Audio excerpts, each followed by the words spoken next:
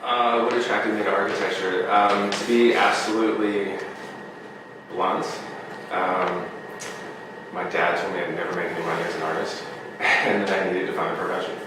And so, from the age of about 14 on, I just had it in my head that architecture was the direction to go. I came here from West Virginia on a common, whatever it's called, scholarship. And literally within the first 3 weeks, I was hooked. And so, I honestly, serendipity attracted me to architecture. I got lucky. I think the number one tool that I have in my quiver of sorts is really empathy. Learning to, and it's still something I'm working on tremendously on a day-to-day basis with the students I work with communities I work with, but really trying to gain perspective and empathy for those that we serve. Because it is, at its core, a sort of a very social, service-oriented profession.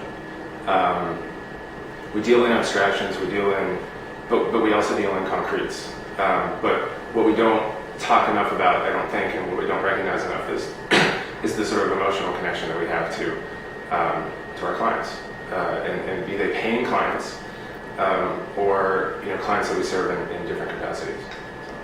At our best, I think we are defenders of culture, in the sense that we have the power, in a sense, right, to sort of shape and progress culture. At our worst, we are offenders. We are offenders of culture. We are offenders of societies. We are offenders of races. I think our most critical role is to do it in a sort of, an appropriate way. Whether that's appropriate to the environment, and I think it's all these things. Appropriate to the culture, the vernacular, appropriate sort of economically, fiscally, and ultimately doing it in an appropriately aesthetic way. Bob French, awesome professor here at UT forever and ever. And he, I had him for a couple of studios, and he just really opened my eyes to the vernacular, to regionalism, but ultimately to the sort of built world as well, and the ability to. I took a design build class with him. This is before design build was really about making houses for people, essentially.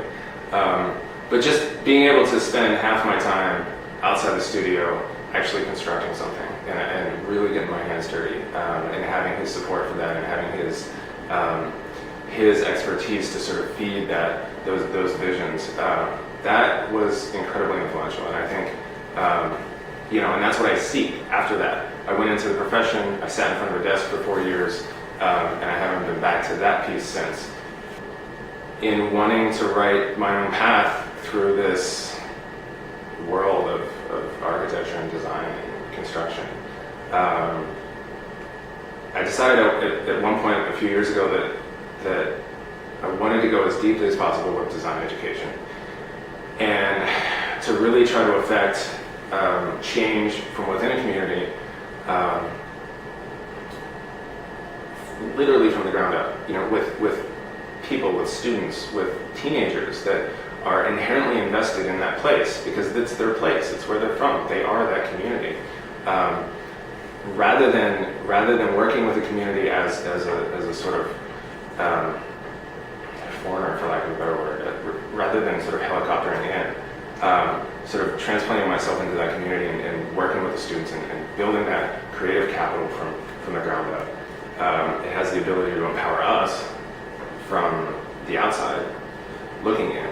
But the trick here is to get in and, like I was saying just now, is to empower those kids. Empower those kids to understand that first and foremost they are not just consumers. High school students are the ultimate consumers. That's the reality. But to sort of shift their mindset to understand that they can actually be producers of their own culture.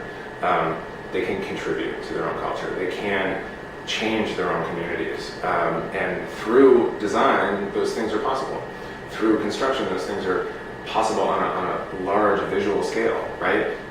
This is almost about creating spectacle within the community. Construction is all about spectacle at that scale.